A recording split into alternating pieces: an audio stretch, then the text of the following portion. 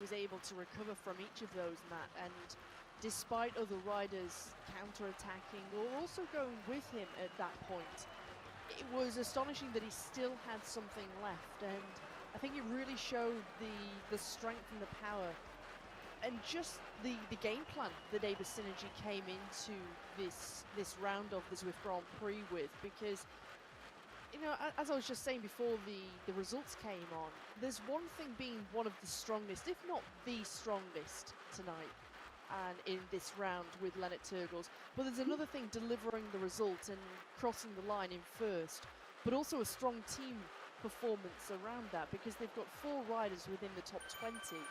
You've got Paradines, who was there in 11th, but also a really good showing from Mathieu de Kock, who finished in 18th place.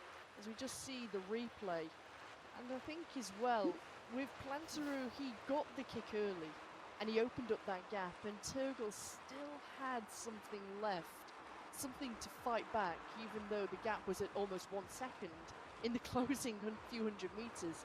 And then in the end, Plantarou just had nothing. And also, you see here, they saved the Anvil power up until the finish line. And so they decided tactically to not use it on the descent over the top of Fox Hill. Yeah, that's an interesting one. And as we say, the community riders who will be racing in the Zwift Racing League Season 2, races 1 and 2 on Tuesday. We'll be looking at that keenly. Of course, looking at the way the tactics played out, looking at the damage that was caused on the climb. We're waiting for our team results. We can't actually give you the full team results until everybody has finished, understandably, because the points are first place, 80 points, down to 80th place, or whoever finishes last, of course, will get 1 or 2 points. So it is a linear point score today, so enormously important that every single member of the team finishes, of course, as highly as possible. But as you were talking about, it's going to be close, isn't it, with Aber Synergy having, as you say, 4 riders inside the top 20, 11th, 18th, 1st, and indeed in 6th place. That's going to put them in a strong position. So I'm certainly not going to call it. My mathematics, Hannah, isn't quite as good enough. It does look as if our very own Nathan Guerra has now finished. We can see him. You can't see him at home, but I can assure you that Nathan Guerra is there picture in picture. He's finished his effort, so I wouldn't think it's going to be too long before most of the riders are home. But I did. Let's have a little look at what, before we get the final 2 results, let's have a look at what's coming up over the next few weeks on Zwift, starting with steering gamification events. And I've seen one of these in real life at Lula Live just a couple of days ago. It's fantastic. So check out the steering event starting tomorrow with the Repack Rush event and Crit City gamification. And these are a great chance to see, as I said, what Zwift have been working on to make fun competitive experiences with steering. It really is cool. My best description, it's Zwift with a little bit of Mario Kart thrown in the mix. It's absolutely fantastic. The best part of the gamification of Zwift. Also, we have the Z Racing monthly series, Lyokio Nights. Stage 2 of Lyokio Nights starts on Monday with the Twilight Harbour routes. And there's still a chance to catch stage 1. We get to race, and these events are perfect for you. We've got the Zwift Racing League. We've got round 2 registration. I was talking about during the race. There's only 1 day left to register the race to race in round 2 if you want to try out what you saw today. And I hope that today has certainly whetted your appetite. So don't waste any more time with Zwift Games. This is set to become the largest cycling esports event ever held, bar none. Now, the Zwift Games are designed to give any cyclist the chance to enjoy fun and challenging virtual competition and to compete alongside thousands of other Zwifters. Now, the Zwift Games are open to all, providing an open qualification pathway to the Zwift Games Elite Finals and the chance to be crowned overall Zwift Games champion. A qualification race will take place in late February 2024, so make sure you write this down, with the Zwift Games Elite Finals to be held over the first 2 weeks of March in 2024, and the Zwift Games will crown men's and women's champions across the 3 medal disciplines, as well as the overall male and female champions. Winners will also take home a share of Zwift's biggest ever prize purse. A lot of coming up stuff there, Hannah, but a lot of very cool stuff indeed. Lots of stuff going on, and certainly a lot for the elite esports riders, the community, to really get themselves into. And I think when you see, it's very exciting to see what's coming up and how much is coming up, but also, as you just mentioned, the steering gamification that we both saw last week at Ruler Live in London. We saw that with lots of keen fans who were there wanting to try and have a go. That was brilliant. But actually, the Zwift Games, which only got announced today, is something that's very, very interesting. And I think there's going to be a lot of riders, now that they've heard that news, they really want to try and get themselves involved with that. Not only because, well, the biggest ever prize purse, fantastic, but also to be a part of the first ever Zwift Games, because I think, as you can see, esports, and especially on Zwift, it's continuing to grow, and you see more and more riders want to try and get themselves involved, whether that be in the top level of esports in the elite racing, but also how many teams racing in the community. So yes, it's exciting. Can't wait. That certainly is. And of course, next week on the 16th, we've got the Elite Women racing in Glasgow Crit City in a points race. As you can see, bottom left there, Glasgow Crit City, and that will mirror the race for the Zwift Racing League, which will take place. Both Planterer and Turgles dropped theirs at the same time, and in the end, this man just had too much power. I think that's the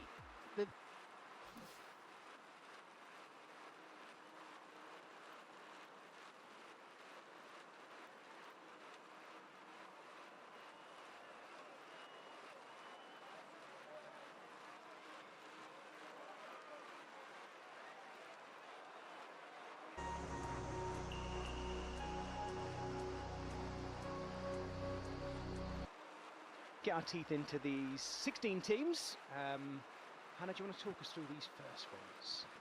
Let's go through them. Aber Synergy, they're 14th overall in the series. If you haven't done a thorough warm-up here, Jez, you might as well forget the race, because you can see just from the pace that is going off here at the front of the peloton, just how hard, just how demanding it is.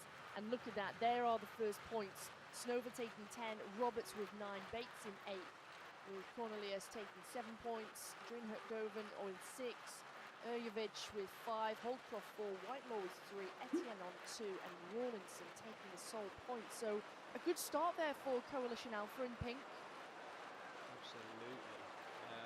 Snova and Bates absolutely hammered that at the beginning, right up there near at the max to get those first points. And they're still holding the front as well. Their teammates at Coalition Alpha there, that's Alexei Snova, Stephanie Siglik as well, just locking out the front there as well. So Coalition Alpha setting out their stall very early on with those first points there for the first time across the champion sprint point. They're riding away from that point now, going northward. And the next one will be on the Clyde kicker as well. So still very much together at the moment, but I don't know about you, Hannah, I've got a strange feeling we might end up seeing a very similar kind of pack formation to what we had on the Up the Zwift, with lots of little groups all smashed to pieces. I might be wrong. Here's the Clyde kicker. So the next set of points coming up, the first 10 riders across the line, don't forget. Big dig by Movistar too, coming right the way through, looking like she's going to take this. It's Mika Soderstrom, their Swedish rider, and she's using her aero power up as well.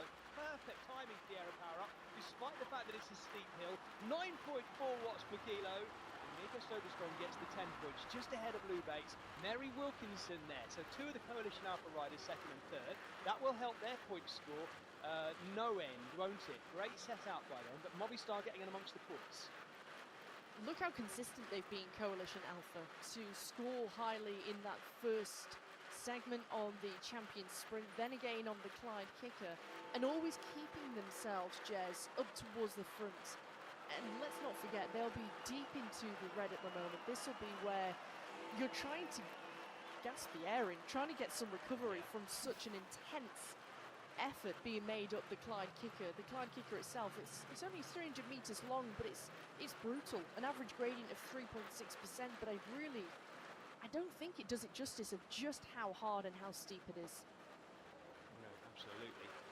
we're coming back towards the champion sprint again. They come really, really thick and fast here. There are already riders being distanced a little bit as well. That's not the entirety of the pack. We've got riders dripping off the back, as you'd expect when you look at the watch that are being laid down at this stage. The little view you're getting here is the sort of south side of George Square. And we roll through, going westward now in the direction of what would be Kelvin Grove Park. It's a nice leafy green part of Glasgow, but not long before we turn back in towards the champion sprint again. The roads get a little bit more twisty in the run into the champion sprint, up against the, well, kind of Zwift George Square, where the finish line was for those UCI IRL World Championships, and we have one rider going clear. This is really interesting here, Jez, because Ava Synergy have got 3-4 riders up towards the front within that top 10 just then, with Velta, Massey, also Todd, all up towards the front, swamping things, and now it starts to open up. Kristen Kaczynski there is Vicky Whitelaw too, and coming up once again, Coalition. They're turning this to perfection. Lou Bate Dane taking a handful of points. I think Vicky Whitelaw was trying to persist as well. She didn't get it in yet. It was Lou Bates again. So they are really snuffling things out here, Coalition Alpha. They started the day in 3rd place, and already they're looking really good to move up. That's one lap complete now. Help me stay on top of these laps, won't you, Hannah? Because I'm terrible at counting laps. That's one whole lap complete now.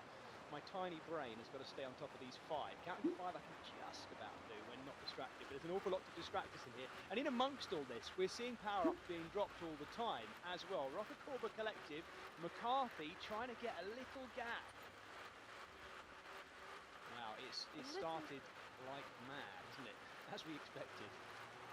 It has, and you see those points there with Coalition Alpha, 16 points ahead of their nearest rivals currently. And so they've come on lap 1, stamping their authority in those first 3 sprint segments that we've just had. And this is really interesting because it's left a lot of teams with, well, arguably, a lot of work to do to try and close the gap, and they're really utilising their riders very well in terms of their attributes and what suits their riders the most. This is Lucy Gadd, the British rider for Wahoo Le Col, who's looking good at the moment for that Clyde kicker, but as we know, Hannah, we've seen this so many times now, that second ramp, where it ramps up again, is the really tough bit. It's kind of mirroring that really steep climb where we saw so many attacks happening IRL up in Glasgow. It's just like that. So steep. Gadd is hanging on, but there's power-ups being dropped left, right and centre behind her. And once again, it looks like the colours of Coalition Alpha again coming through. They're taking everything today. Is that Lou Bates again? It is. Wow. This is the British hill climber. This is a masterclass. Lou Bates, Mary Wilkinson and the rest of the Coalition Alpha squad, Jez. This is incredible because we know how good they are physically, but tactically to get this right each and every time through the Clyde kicker, the champion sprints, phenomenal. Look at the point score, 64 points to their nearest, 64 points to Ionian's 43, 21 points difference. 13 of the 16 teams have scored so far, so there are teams in there that haven't scored anyone inside that top 10. I do feel for them because everyone wants a piece of the cherry. Talking of the cherry, here come the orange jerseys moving up with Hexagon, our leading team, and that's Motas, who's gone on the attack now, knocking hard to come through and then just backing off a little bit. Where are those other jerseys? She is clear though. Let's see if she can hang on to the champion sprint, which is our finish line. Movistar was sitting what? I think that Movistar was still sitting 3rd. The 2 leading teams, Coalition Alpha and dearie me, I'm losing my mind here. Ionian are definitely bossing this at the moment.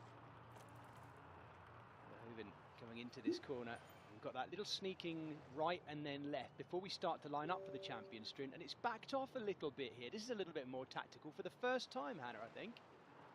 It is, and riders just gauging, waiting, and let's not forget that on each of the segments, Jez, it's also timed. And so for anyone who's wanting to go for the fastest through the segment points, the accumulation of each of those segments come the end of the race, there's no need to keep pressing on before you get to that segment as they go through Gamst with the feather power-up, Just behind her is the Swedish rider Klinting, and here comes Ionian with 2 riders, and there is the first time we've seen properly Katie Hill. Vicky Whitelaw, she's not going to get it. She's just been pipped, I think. We'll wait to have that confirmed, but Vicky Whitelaw, I think she'd have got that there going into the champion sprint, but I don't think she did. No, it was Drohovden of the team who led going into today, Hexagon, who got the points there. So Hexagon will be moving up through that as well. That was close though, wasn't it? It just goes to show how you've got to keep kicking on, and getting the timing right for these sprints is absolutely crucial. In a way, it's a very